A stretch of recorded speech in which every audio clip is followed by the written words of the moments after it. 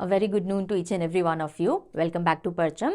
मैं ऋचा शर्मा हूँ और रोज़ की तरह हम वापस मिल रहे हैं हमारे डेली करंट अफेयर सेशन में। ठीक है, आज हमें 7 अगस्त के सीए डील डिस्कस करने हैं। अब आप बोलोगे मैम आज तो 8 अगस्त है, 7 अगस्त का सीए क्यों? क्योंकि देखिए कल जो आपका डेली सीए वाला स्लॉट था उसमें हमने मंथली एमसीक्यू रिविजन सेशन जो होता है हमारा वो डिस्कस किया था जुलाई मंथ का, रिमेंबर। और ये कल लाइव सेशन लिया गया था आप लोगों को बताने के लिए कि जो आप रिक्वेस्ट करते हैं लाइव सेशन लीजिए तो किस तरह का फ्लेवर आएगा लाइव सेशन अगर आप लेंगे। और आप में से बहुत सारे बच्चों ने बोला है कि मैम लाइव ना लेकर के आप प्रीमियर ही किया कीजिए, बहुत क्रिस्प क्लास होती है। So I have taken note of it, even I prefer that any which ways. So कल हमारा 7 अगस्त का सेशन नहीं हुआ था, अभी हम वो सेशन ले रहे हैं। इस सेशन में हम 7 अगस्त की सारी न्यूज़ कवर करेंगे। नाउ आज के 8 अगस्त के सेशन का क्या, डोंट वरी, 8 अगस्त वाला सेशन आज 3 बजे आएगा।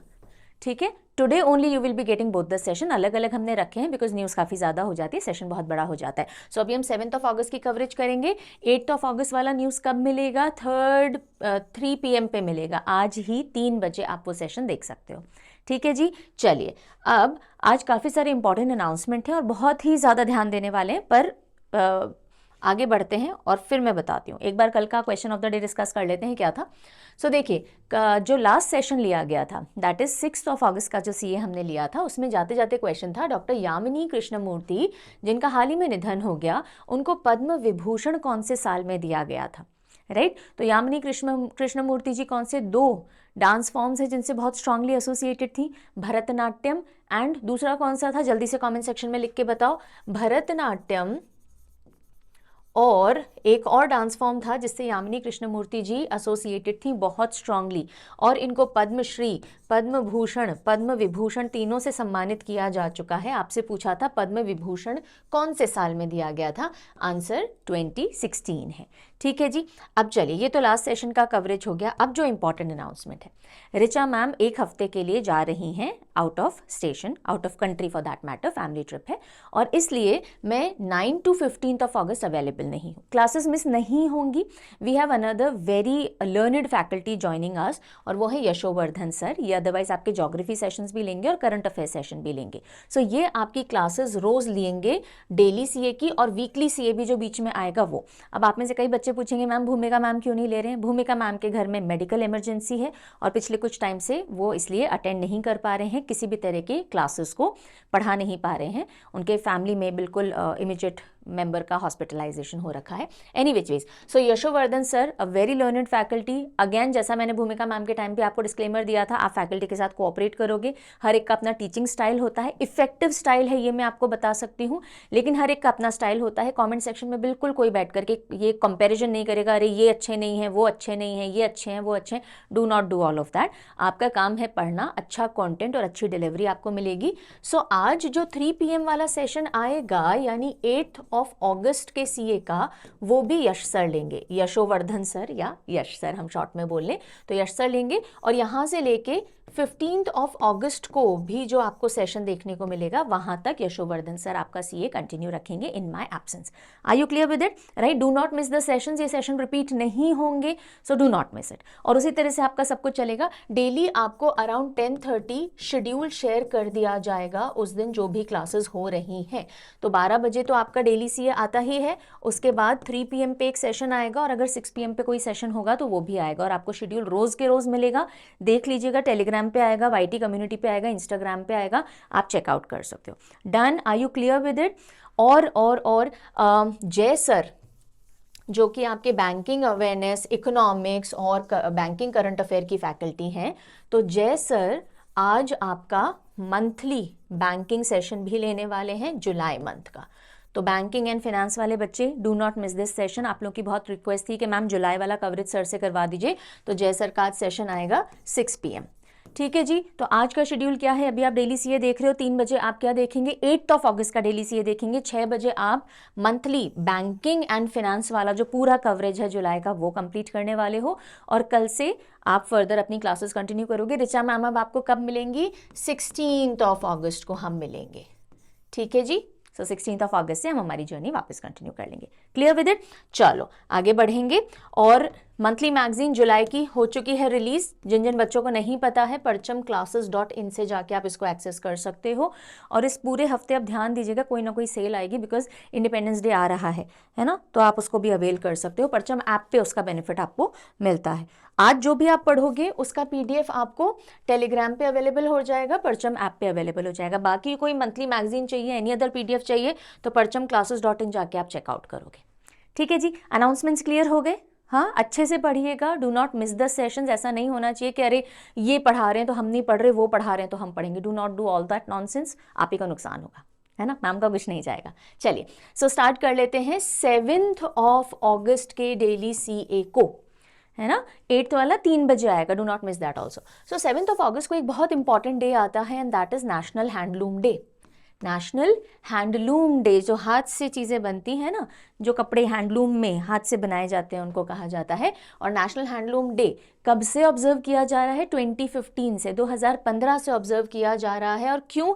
क्योंकि ये मनाता है 1905 में, 1905 में जो स्वदेशी मूवमेंट का फॉर्मल लॉन्च हुआ था कोलकाता से, कलकत्ता से।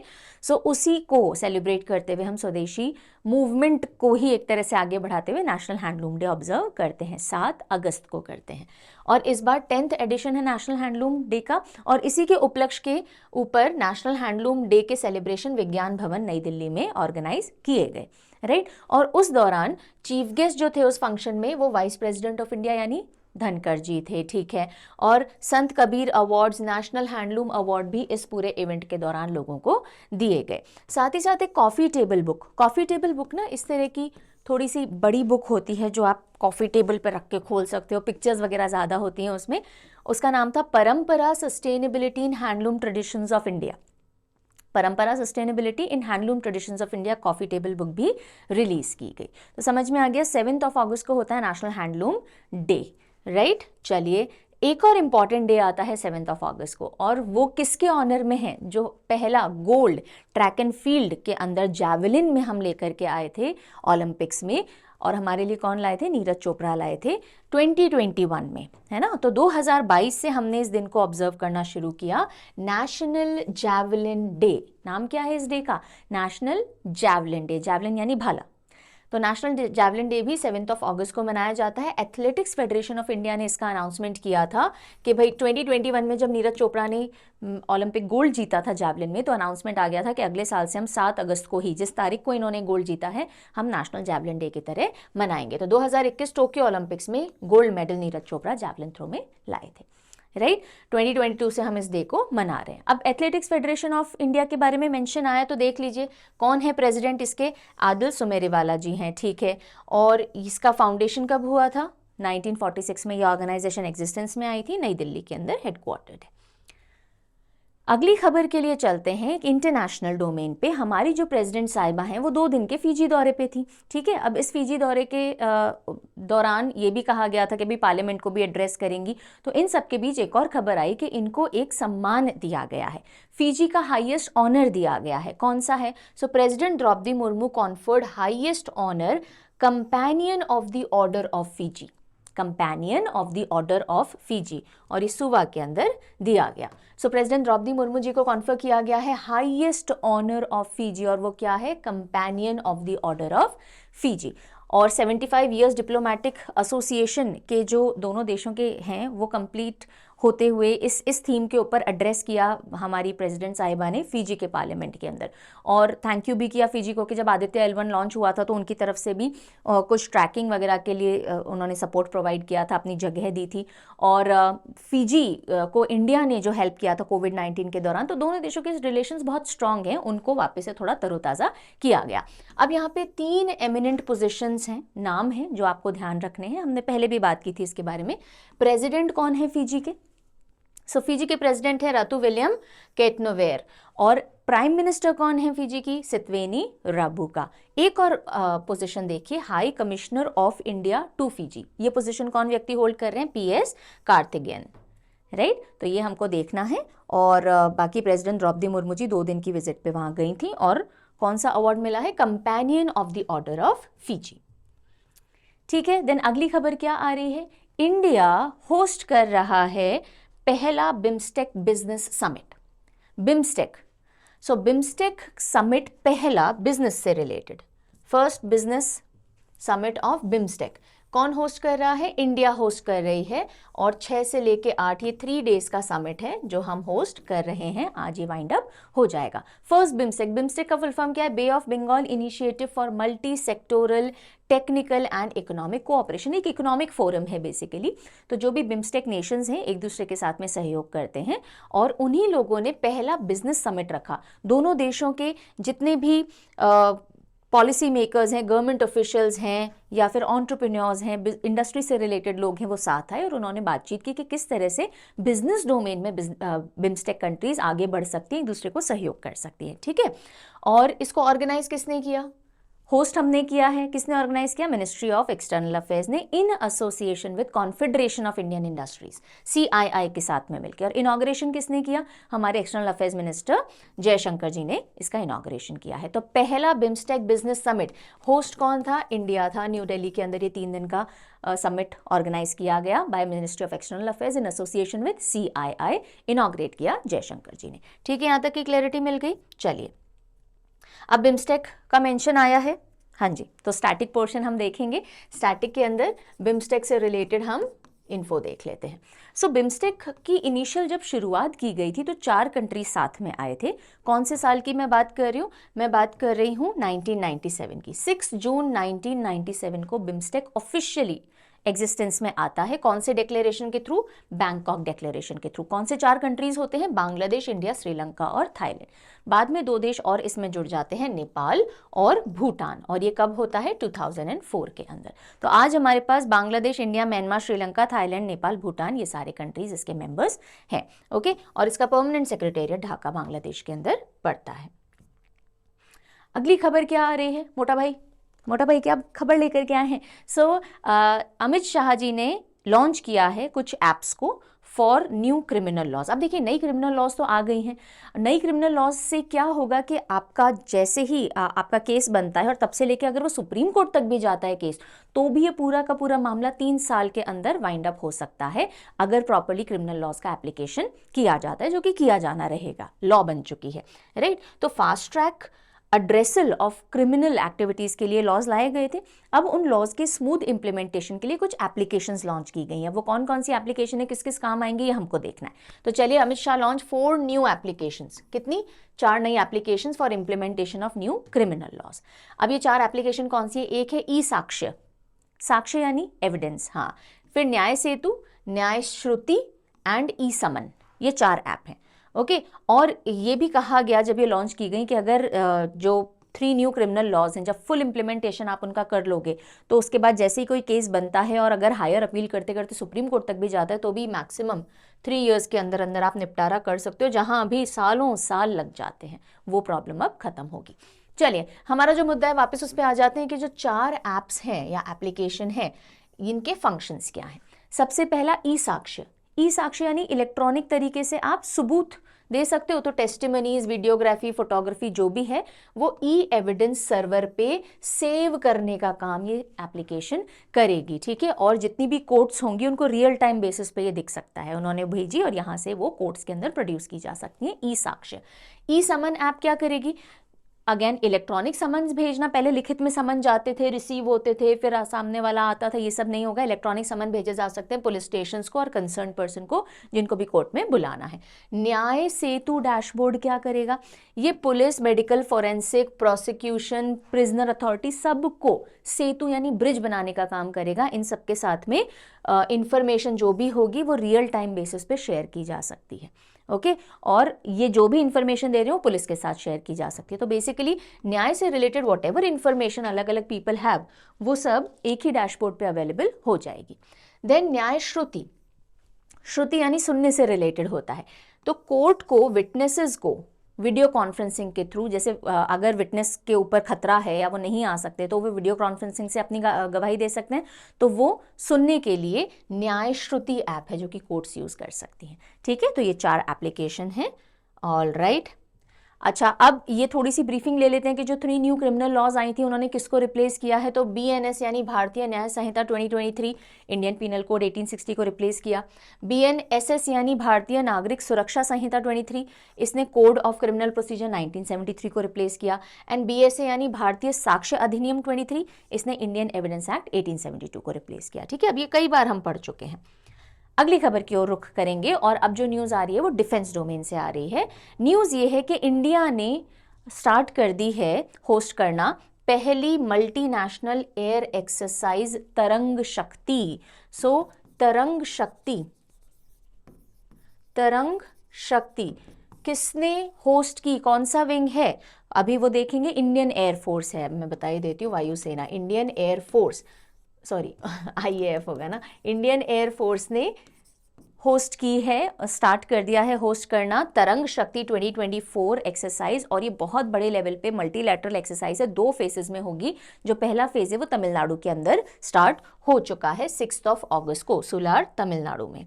ठीक है, तो चलिए देखते हैं। First multinational air exercise, Bharat की पहली मल्टीनेशनल जिसमें बहुत सारे देश आ रहे हैं और वायु सेवा से रिलेटेड, वायु सेना से रिलेटेड ये एक्सरसाइज है। नाम है तरंग शक्ति 2024।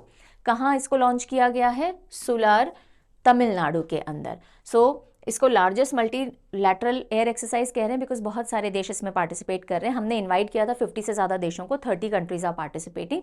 10 तो अपने अपने विमान लेकर के और एयरक्राफ्ट लेकर के आएंगे और बाकी ऑब्जर्वर की तरह पार्टिसिपेट कर रहे हैं। सो ये 2 फेजेस में होगी। पहला जो फेज है 6 अगस्त को सुलार तमिलनाडु के अंदर स्टार्ट हो गया एंड 6 से लेके 14 अगस्त तक ही चलेगा। और जो सेकेंड फेज होगा वो राजस्थान में होगा, राइट, वो जोधपुर राजस्थान में 29 अगस्त से 14 सितंबर तक चलेगा। तो दोनों जगह आप ध्यान रखेंगे। इंडिया की डिफेंस कैपेबिलिटीज तो डिमॉन्स्ट्रेट होंगी ही, बाकी जो पार्टिसिपेटिंग कंट्रीज हैं आपस में कोऑपरेशन और कोऑर्डिनेशन इस्टेब्लिश करेंगी। 30 कंट्रीज पार्टिसिपेट करेंगी, 10 अपने अपने फाइटर एयरक्राफ्ट के साथ में आएंगे, जिनमें Australia, Bangladesh, France, Germany, Greece, Spain, UAE, UK, US and Singapore शामिल है। ठीक है, इंडिया कौन कौन से हमारे इंडिजिनस फाइटर एयरक्राफ्ट को शोकेस करेगा? तेजस, रफाल, मिराज, इंडिजिनस ही नहीं है सारे, कुछ बाहर से भी हैं, मिराज 2000, जैगवार, MiG-29। ठीक है, तो ये सब हमने शोकेस करने हैं। तरंग शक्ति 2024 भारत की पहली मल्टीनेशनल एयर एक्सरसाइज, राइट। चलिए, फिर इंडियन एयरफोर्स मलेशिया पहुंची है फॉर उदार शक्ति 2024। कौन सी शक्ति है ये? उदार शक्ति। उदार शक्ति कहाँ पे? मलेशिया। उदार व्यक्ति जो होता है ना, बहुत ज़्यादा बड़ा दिल जिसका होता है, वही दूसरों को जीत पे माला पहना पाता है। ऐसा ही होता है ना, माला हर कोई थोड़ी पहना पाता है। कुछ लोग तो एकदम कुंठित हो जाते हैं, जेलस हो जाते हैं, अरे वो कैसे जीत गया। सो उदार व्यक्ति ही माला पहनाने का काम कर सकता है। तो मलेशिया उदार शक्ति ध्यान रखेंगे। और इंडियन एयरफोर्स पहुंची है मलेशिया और ये एक्सरसाइज जो है 5 to 9 अगस्त चलेगी। Royal Malaysian air force bilateral exercise है, सिर्फ इंडिया और मलेशिया ही इसमें पार्टिसिपेट कर रहे हैं। और जो पहला एडिशन था इस एक्सरसाइज का वो 2018 के अंदर कंडक्ट किया गया था। एयर से रिलेटेड, एयरफोर्स रिलेटेड एक्सरसाइज है। ठीक है, फिर अगली जो खबर आ रही है कि इंडियन एयरफोर्स ने अप्रूवल दे दिया है अस्त्र मार्क 1 मिसाइल्स के लिए। 200 अस्त्र मार्क 1 मिसाइल्स बनाने का अप्रूवल इंडियन एयरफोर्स ने दे दिया है। अब बनाएगा कौन और ये अस्त्र मार्क 1 मिसाइल क्या है, किसने डिज़ाइन की है, जल्दी से देखेंगे। सो इंडियन एयरफोर्स ने अप्रूव किया है अस्त्र मार्क 1 मिसाइल्स का प्रोडक्शन। कितनी? 200। और ये किस में यूज़ आएंगी? ये फाइटर एयरक्राफ्ट जो हमारे होते हैं ना, उनमें ये मिसाइल इस्तेमाल की जाती हैं, ऑब्वियसली जो अपोनेंट है उनको ध्वस्त करने के लिए। तो सुखोई 30 MKI और हमारा जो तेजस है, इनके अंदर ये लगाई जाएंगी। इसकी जो डिज़ाइनिंग है, अस्त्र मार्क 1 इंडिजिनस मिसाइल है, भारत में ही डिज़ाइन और डेवलप की गई। डिज़ाइन इसको DRDO ने किया था और मैन्युफैक्चरिंग की जिम्मेदारी इसकी भारत डायनेमिक्स लिमिटेड की है। भारत डायनेमिक्स लिमिटेड कहाँ बेस्ड है? हैदराबाद बेस्ड है। ठीक है, सो यहाँ पे इसकी मैन्युफैक्चरिंग होगी और अब इसका अप्रूवल दे दिया गया है इंडियन एयरफोर्स के द्वारा। इसका बजट ऑलरेडी एलोकेटेड था पहले से, अब इसका अप्रूवल आ गया है। सो अस्त्र वेपन सिस्टम देख लीजिए कि एयर टू एयर है, यानी हवा से ही हवा में दागने के लिए होता है। तो एयरफोर्स इसका इस्तेमाल बेसिकली करते हैं। नेवी की भी एक विंग है जो इसका इस्तेमाल करेगी। सो बियॉन्ड विजुअल रेंज की मिसाइल है जो कि इंडियन एयरफोर्स के सुखोई 30 MKI, हमारे जो तेजस है वो, और इंडियन नेवी का मिग 29K फाइटर प्लेन जो होते हैं वो इन मिसाइल्स का इस्तेमाल करते हैं। तो बेसिकली एयर टू एयर यानी हवा से ही छोड़ी जानी है। अब वो फाइटर एयरक्राफ्ट नेवी के हों या एयरफोर्स के हों, पर एयरक्राफ्ट्स के अंदर ये लगाई जाती है।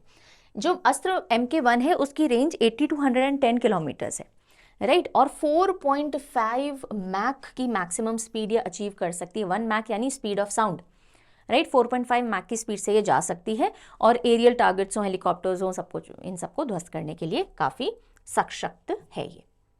ठीक है जी, डिफेंस न्यूज़ समझ में आ गई। अब हम चलते हैं थोड़ा सा एक मार्केट से रिलेटेड न्यूज़ देख लेते हैं कि कंपनीज किस तरह से क्या कर रही हैं। So Reliance industry limited, RIL, Reliance industries limited ने अपनी जगह 2024 फॉर्च्यून ग्लोबल 500 लिस्ट में इंडिया से टॉप पे बना के रखी है। ठीक है, फॉर्च्यून ग्लोबल 500 की लिस्ट है कंपनीज की जो सबसे अच्छा कर रही हैं, राइट, और उनके अंदर इंडिया से टॉप पे कौन सी है? RIL, Reliance industries limited. और ग्लोबली ये कौन से नंबर पे है? 86th पोजीशन पे, ग्लोबली 86th नंबर पे रिलायंस इंडस्ट्रीज आई है। So Reliance top ranked Indian company on 2024 Fortune global 500 list, और ग्लोबली 86th है। टोटल इस लिस्ट में 9 इंडियन कंपनीज इस बार आई हैं, पिछले साल 8 थी। एडिशन कौन सा है? HDFC bank. HDFC बैंक पहली बार फॉर्च्यून 500 के अंदर देखा गया है। और टॉप पे ओवरऑल ग्लोबली कौन सी कंपनी है? वॉलमार्ट, लगातार 11वें साल वॉलमार्ट टॉप पे, अमेरिकन कंपनी है ये। अच्छा, इंडिया की जो हम कंपनीज बोल रहे हैं वो कौन कौन सी हैं, और ग्लोबल कंपनीज कौन सी हैं देखते हैं। वॉलमार्ट हमने देख लिया, followed by Amazon, state grid, Saudi Aramco and Sinopec. ये टॉप 5 कंपनीज हैं इस लिस्ट में। और इंडिया की बात करें तो रिलायंस हमने देख लिया 86 पे, then LIC, OIL, Indian oil corporation, IOC। अच्छा, ये इनके ग्लोबल रैंक्स हैं, these are the global ranks. So जैसे रिलायंस इंडस्ट्रीज लिमिटेड 86 पे है, LIC कितने रैंक पे है? 95 पे है, इंडियन ऑयल कॉर्पोरेशन 116 पे, followed by SBI, ONGC, BPCL, Tata Motors, HDFC bank and Rajesh export, right. ये हमारी टॉप नहीं, ओवरऑल 9 कंपनीज जो कि ग्लोबल फॉर्च्यून 500 के अंदर शामिल हुई हैं। अगली जो खबर है एक सैड डिमाइज से रिलेटेड है, यानी कि एक ऐसी प्रोमिनेंट व्यक्ति जिनका निधन हो गया, और वो कौन सी फील्ड से जुड़ी हुई है, यूजुअली ये सवाल पूछ लिया जाता है, या फिर उनके अवार्ड रिकॉग्निशन से रिलेटेड सवाल आ जाता है। सो गांधीयन यानी गांधी जी की समकालीन, जब गांधी जी थे तो उस समय ये थी और उनकी फिलॉसफीज और उनके थॉट से प्रभावित रही हैं शोभना रानाडे। क्या नाम है इनका? शोभना रानाडे जी। इनका निधन हो गया है, और ये जब छोटी थी, काफ़ी छोटी बच्ची थी, तब इनका गांधी जी से मिलना हुआ था, 18 साल की थी ये, राइट। और गांधी जी ने एक बहुत एमिनेंट छाप इनके ऊपर छोड़ी थी, और आगे जाकर के सोशल वर्क के अंदर डेडिकेट हो गई।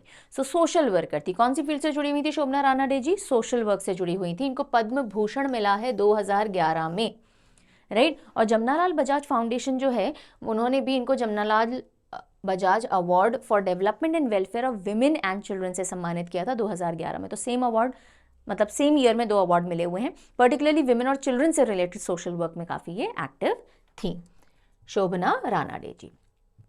नेक्स्ट न्यूज़ आ रही है नेशनल कमीशन फॉर विमेन से related. National commission for women ने इनॉग्रेट किया है डिजिटल शक्ति सेंटर। क्या इनॉग्रेट किया है? डिजिटल शक्ति सेंटर। कहाँ? नई दिल्ली में। क्यों? साइबर क्राइम्स की प्रॉपर रिपोर्टिंग हो सके, और उससे प्रॉपर जो समाधान मिलने चाहिए, क्या करें कि साइबर क्राइम का शिकार ना बन गए हैं तो कहाँ रिपोर्ट करें, कैसे क्या क्या कदम उठाएं, उन सब की बेटर जानकारी के लिए ये इनॉग्रेट किया गया है सेंटर, डिजिटल शक्ति के नाम से, डिजिटल शक्ति सेंटर। कहाँ? नई दिल्ली में।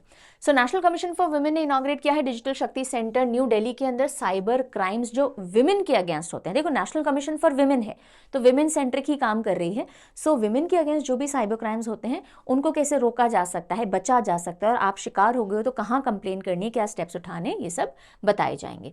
और ये जो डिजिटल शक्ति कैंपेन है 2018 में लॉन्च हुई थी अवेयरनेस लाने के लिए about cyber crimes against women. अब किसने इनॉग्रेट किया? कौन है नेशनल कमीशन फॉर विमेन की चेयरपर्सन? रेखा शर्मा जी। मेरी मम्मा का नाम भी रेखा शर्मा है। सो मिस रेखा शर्मा, ये वो नहीं है of course. So cyber peace foundation के साथ एसोसिएट करते हुए नेशनल कमीशन फॉर विमेन ने ये सेंटर इनॉग्रेट किया है।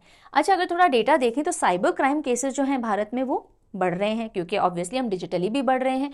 तो जहां 2021 में 52,000 समथिंग केसेस थे, वही 2021 में वही बढ़ के 2022 में 65 समथिंग हो गए। 10,000 से भी ऊपर ही है, इनफैक्ट 13,000 समथिंग का इजाफा देखा गया है विद इन अ ईयर।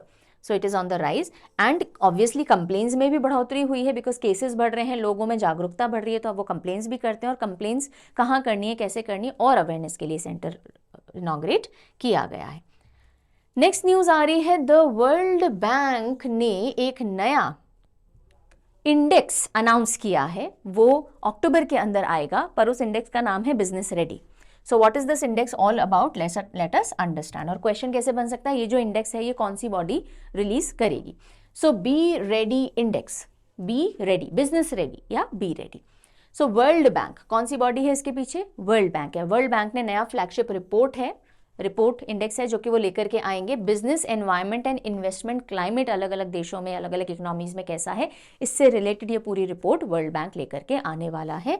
कब, अक्टूबर 3 को, 3 अक्टूबर को ये रिलीज की जाएगी। इससे क्या आइडिया लगेगा कि भाई बिजनेस से रिलेटेड कहाँ किस तरह का एनवायरनमेंट, इंफ्रास्ट्रक्चर, ग्रोथ अपॉर्चुनिटीज वगैरह सब हैं। अकॉर्डिंगली इन्वेस्टर्स और जो भी स्टेक होल्डर्स है अपने फैसले ले सकते हैं। सो बी रेडी इंडेक्स कौन है इसके पीछे, वर्ल्ड बैंक। अगली खबर राजस्थान से आ रही है, और खबर क्या है कि राजस्थान में पहला एविएशन अकेडमी स्टार्ट की गई है किशनगढ़ में। राजस्थान में अजमेर, किशनगढ़, जहाँ पे उड़ान के तहत रीजनल कनेक्टिविटी वाला एक छोटा एयरपोर्ट भी है।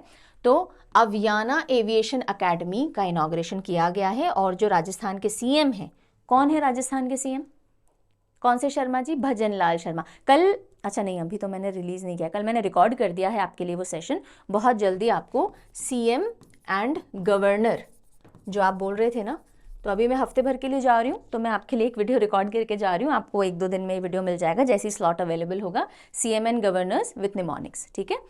तो वो आपको जब शेड्यूल शेयर होगा ना, देख लीजिएगा। राजस्थान का पहला एविएशन अकेडमी लॉन्च किया गया है किशनगढ़ एयरपोर्ट पे, किशनगढ़ अजमेर के अंदर। सो यहाँ पे राजस्थान का पहला फ्लाइट ट्रेनिंग अकेडमी, नाम क्या है इसका, अवियाना एविएशन अकेडमी। कहाँ लॉन्च किया गया, इनॉग्रेट किया है, किशनगढ़ के अंदर। और किसने किया है, सीएम भजनलाल शर्मा जी ने किया है। अब देखिए बहुत सारे रीजनल कनेक्टिविटी के एयरपोर्ट्स बन रहे हैं, और सारे ग्रीनफील्ड एयरपोर्ट्स को क्लियरेंस मिल गई है, तो एयरपोर्ट का नंबर बढ़ने वाला है। एयर से जो ट्रैवल करते हैं लोग, उनका नंबर बढ़ रहा है। तो ऐसे में of course you will be needing more staff, वो पायलट्स हो या ग्राउंड स्टाफ हो, आपको ज़्यादा से ज़्यादा चाहिए। तो अब इस तरह की अकेडमीज आपको देखने को मिलेंगी, और राजस्थान की पहली एविएशन अकेडमी अव्याना, ये किशनगढ़ एयरपोर्ट पे स्टार्ट की गई है। चलिए नेक्स्ट न्यूज़ आ रही है हिंदू कॉलेज से। हिंदू कॉलेज दिल्ली का, तो हिंदू कॉलेज ने लॉन्च किया है ग्रीन हाइड्रोजन ट्रेनिंग प्रोग्राम। कौन सा program, green hydrogen training program. अब जैसे कि ये एक स्किल डेवलपमेंट प्रोग्राम है, स्किल ट्रेनिंग प्रोग्राम है, जिसमें ग्रीन हाइड्रोजन से रिलेटेड स्किल डेवलपमेंट किया जाएगा। और कौन सी लार्जर स्कीम के या प्रोग्राम के तहत हो रहा है, प्रधानमंत्री कौशल विकास योजना के तहत हो रहा है, ठीक है। और नेशनल ग्रीन हाइड्रोजन मिशन भी इसमें इंक्लूडेड है। तो प्रधानमंत्री कौशल विकास योजना, यानी लोगों में, यूथ के अंदर स्किल डेवलप कीजिए ताकि वो एम्प्लॉयबल हो सके। और किससे रिलेटेड स्किल डेवलप की जाएंगी, ग्रीन हाइड्रोजन से रिलेटेड स्किल। कौन डेवलप कर रहा है, हिंदू कॉलेज कर रहा है, in association with hydrocarbon sector skill council, जो कि ministry of petroleum and natural gas के अंडर में आता है। साथ में ministry of skill development and entrepreneurship भी जुड़ा हुआ है, ठीक है। तो ये हिंदू कॉलेज ने शुरू किया है। अगली खबर आ रही है रेलटेल से। रेलटेल ब्रॉडबैंड और वीपीएन कनेक्शन से रिलेटेड ये कंपनी है।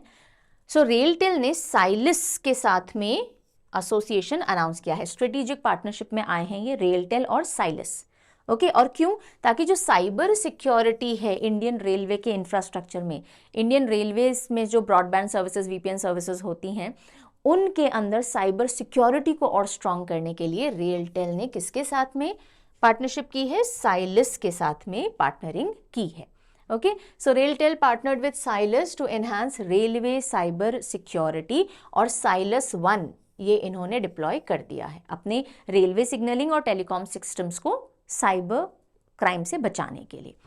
ब्रॉडबैंड और वीपीएन सर्विसेज देता है रेलटेल, और 2000 के अंदर इस्टेब्लिशमेंट में आया था। जो भी train control system, security systems होते हैं, उन सब के अंदर कम्युनिकेशन एंड ऑल मेंटेन करता है। अगली जो खबर आ रही है वो एक स्पीशीज़ के काफ़ी सालों बाद देखे जाने से रिलेटेड है और वो एक बटरफ्लाई की स्पीशीज़ है। ठीक है, ये एक बटरफ्लाई है जिसको हम 4 रिंग्ड बटरफ्लाई बोलते हैं। ये 4 बड़ी बड़ी रिंग्स इस पे दिखती है ना। सो 4 रिंग्ड बटरफ्लाई कितने सालों बाद देखी गई है? 61 ईयर्स के बाद में देखी गई है। और कहाँ? Namdapha national park.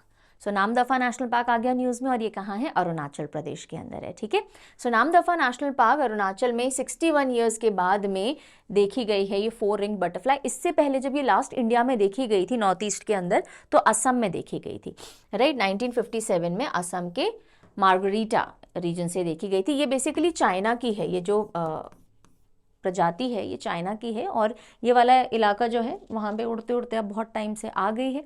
और इसको अगर आप जूलॉजिकल नेम देखेंगे तो यिप्थीमा कैंटली इस 4 रिंग बटरफ्लाई की स्पीशीज का जूलॉजिकल नेम है। लास्टली हम चलते हैं थोड़ा स्पोर्ट्स डोमेन की तरफ, और पहली खबर जो है वो ये है कि पेरिस ओलंपिक्स में अविनाश साबले जी ने हिस्ट्री बनाई है। हाउ? पहले इंडियन मेल एथलीट हैं जिन्होंने men's 3000 metre steeplechase finals के अंदर अपनी जगह बना ली है। तो men's 3000 metre steeplechase final में जाने वाले पहले मेल, भारतीय मेल कौन है? अविनाश साबले बने हैं। और इन्होंने जो इनका टाइमिंग था 8:15:43 का, उसमें अपनी पूरी हीट में ये 5th आकर के और फिनाले के अंदर पहुंचे हैं। ठीक है, और आज ही आई थिंक इनका फाइनल होना है, तो जो भी रिजल्ट होगा हमको देखने को मिलेगा। फिर अच्छा, यहीं पे विनेश फोगाट की न्यूज़ आज हम क्योंकि सेशन कर रहे हैं, विनेश फोगाट के साथ में जो हुआ डिस्क्वालिफिकेशन का मुद्दा 100 ग्राम वेट को लेकर के, और उसी के बाद आज अर्ली मॉर्निंग ये न्यूज़ आ गई है कि उन्होंने अपना रिटायरमेंट अनाउंस कर दिया है। So yes, this is an update. Any which is coming back. So Dinesh Karthik, अगली खबर क्या है? दिनेश कार्तिक से रिलेटेड है। इन्होंने पाल रॉयल्स को ज्वाइन कर लिया है। Now what is this Pal Royals? It is south African league. जैसे इंडियन प्रीमियर लीग होती है ना, ऐसी साउथ अफ्रीकन लीग है, और उसके अंदर पाल रॉयल्स को इन्होंने ज्वाइन कर लिया है।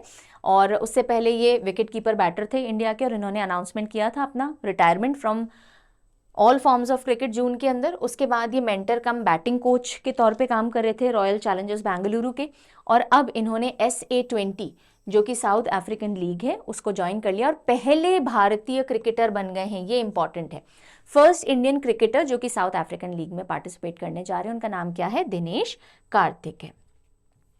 ओलंपिक से एक और खबर लेते हैं, इंडियन कॉन्टेक्स्ट में नहीं है लेकिन एक रिकॉर्ड मेकिंग न्यूज़ है, और वो ये है कि ड्यूप्लांटिस यानी अरमांड ड्यूप्लांटिस स्वीडन के खिलाड़ी हैं। इन्होंने जो पोल वॉल्ट होता है, सो पोल वॉल्ट पे गोल्ड अर्न किया, गोल्ड मेडल, और रिकॉर्ड ब्रेक किया है, राइट। अपना ही खुद का रिकॉर्ड ब्रेक किया, और लगातार 9th टाइम इन्होंने रिकॉर्ड ब्रेक किया है, वर्ल्ड रिकॉर्ड। किसमें? पोल वॉल्ट के अंदर। सो ओलंपिक पोल वॉल्ट में गोल्ड कौन लेके आए? अरमांडो ड्यूप्लांटिस लाए हैं, स्वीडन के हैं, और रिकॉर्ड ब्रेकिंग गोल्ड इन्होंने अचीव किया है। चलिए, then lieutenant colonel Kabilan Sai Ashok ये न्यूज़ में आते हैं, और क्यों आते हैं? Because he is become the youngest Olympic referee from India at Paris Olympics. इस बार जो ओलंपिक्स हो रहे हैं उसमें इंडिया की तरफ से जो रेफरीज गए हैं उनमें सबसे कम उम्र के जो रेफरी हैं वो कौन है? लेफ्टिनेंट कर्नल कबिलान साई अशोक हैं। So lieutenant colonel Kabilan Sai Ashok India के यंगेस्ट बॉक्सिंग रेफरी हैं। कौन से स्पोर्ट के अंदर ये रेफरी हैं? बॉक्सिंग के अंदर हैं, और इंडियन आर्मी ऑफिसर में सर्विंग भी हैं। ये अभी इंडिया के यंगेस्ट हैं। कितनी उम्र है इनकी? 32 ईयर्स के हैं, राइट, और बॉक्सिंग इवेंट्स को ऑफिशिएट कर रहे हैं। ना he is the only 4th Indian, 1904 के बाद अगर हम देखें चौथे इंडियन हैं जो कि ओलंपिक्स में ऑफिशिएट कर रहे हैं, और ये अकेले ऐसे हैं जिन्होंने वर्ल्ड चैंपियनशिप में रिप्रेजेंट भी किया एज अ खिलाड़ी और नाउ एज अ रेफरी। और ये अगेन पहले एक ऐसे इंडियन थे जिन्होंने president of world military boxing council के तौर पे भी काम किया है या पोजीशन संभाली है। अच्छा, इनसे पहले अगर हम देखें तो अशोक कुमार भानवाला जी थे जो कि सबसे पहले रेफरी रेसलिंग बाउट्स के 2016 ओलंपिक्स रियो के अंदर रिपोर्ट किए गए थे। So first ever referee for wrestling bouts, wrestling के क्षेत्र के अंदर पहले रेफरी 2016 ओलंपिक्स रियो में कौन थे? अशोक कुमार भानवाला जी थे। और अभी सबसे यंगेस्ट जो अभी पेरिस ओलंपिक्स में गए हैं 32 ईयर्स के कबिलान साई अशोक हैं। एंड देन फाइनली नोआ लाइल्स न्यूज़ में आए बिकॉज बहुत ही छोटे मार्जिन से इन्होंने ओलंपिक गोल्ड हासिल किया है। और जब ऐसे कुछ चीज़ें आ जाती हैं न्यूज़ में तो एग्जामिनेशन में पूछे जाने के चांसेस बढ़ते हैं। सो नोआ लाइल्स विंस ओलंपिक 100 मीटर गोल्ड। कौन सी रेस? 100 मीटर गोल्ड, और क्लोजेस्ट फिनिश रही है मॉडर्न टाइम्स में, यानी अभी कुछ सालों में इस तरह की इतनी छोटी मार्जिन से जीत नहीं देखी गई। 5,000th ऑफ अ सेकंड से ये जीते हैं। किसको हराया है? जमैका के किशान थॉम्सन को हराया है, राइट। सो नोआ लाइल्स याद रखिएगा, यूएस के खिलाड़ी हैं और मेंस ओलंपिक 100 मीटर फाइनल के अंदर इन्होंने गोल्ड हासिल किया है। 5,000th ऑफ अ सेकंड से ये जीते हैं। और 2004 एथेंस गेम के बाद अब यूएस ने इस पर्टिकुलर फील्ड के अंदर गोल्ड मेडल लिया है।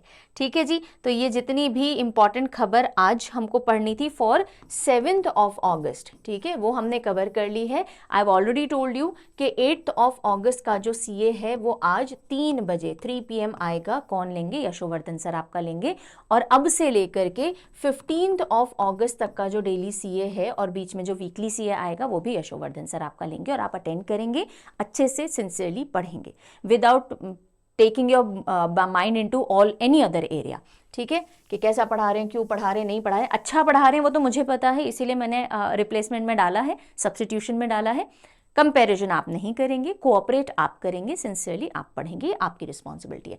चलिए, सो मैंने आपको मंथली मैगजीन बता दिया, परचमक्लासेस.in पे अवेलेबल है। अगर अभी तक सवाल चेकआउट नहीं किए, मंथली सवाल देख लीजिए, MCQs with explanation, current affair के, रफ्तार नहीं पता देख लीजिए। हर 3 महीने में पूरे के पूरे न्यूज़ हेडलाइन फॉर्मेट में मिल जाते हैं, सब आपको वेबसाइट पे अवेलेबल हो जाएगा। 6 मंथली मैगजीन भी वेबसाइट और ऐप पे आपको मिल जाएगी। ज़्यादा जानकारी, ये हेल्पलाइन नंबर है, बिंदास कॉल व्हाट्सएप कीजिए, ये मेल है, बिंदास मेल कीजिए parchamclasses06@gmail.com। ठीक है, टाइमिंग का ध्यान रखिएगा।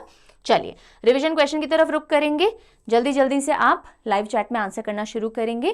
पहला क्वेश्चन आ रहा है, 10 क्वेश्चन लिए आज मैंने, काफी सारे क्वेश्चन है प्रैक्टिस करने के लिए। Okay, which statement is incorrect about air exercise उदार शक्ति 2024? उदार शक्ति कहाँ? उदार व्यक्ति ही माला पहना पाते हैं, मलेशिया, राइट। इनकरेक्ट स्टेटमेंट बतानी है। एक्सरसाइज 5 to 9th ऑफ अगस्त, बिल्कुल सही है ये तो। एक्सरसाइज मलेशिया में, बिल्कुल सही है। फर्स्ट एडिशन 2011 में हुआ था, और अगर नहीं याद आ रहा कोई बात नहीं। क्या ये इंडिया और मलेशिया एयरफोर्स के चीज़ों को स्ट्रेंथन करेगा? बिल्कुल सही। सो सी रॉन्ग है, तो ये हमारा right answer, I am so sorry, हो जाता है। ठीक है, C will be the right answer. Next हम आते हैं, dash recently passed away known for her social work and development and welfare of women and children received Padma Bhushan in 2011। कौन वो व्यक्ति हैं जिनका हाल ही में निधन हो गया और वो सोशल वर्क से बहुत स्ट्रांगली एसोसिएटेड थी, पर्टिकुलरली बच्चों और विमेन के लिए, और 2011 में इनको पद्म भूषण से भी सम्मानित किया गया था? बताइए। Shobhana Ranade ji. Okay, next, which company maintained its status as top ranked Indian company 2024 Fortune global 500 list के अंदर? 2024 फॉर्च्यून ग्लोबल 500 लिस्ट में टॉप इंडियन कंपनी कौन सी बनके मेंटेन रही? RIL। और ग्लोबली कौन सा रैंक है? 86।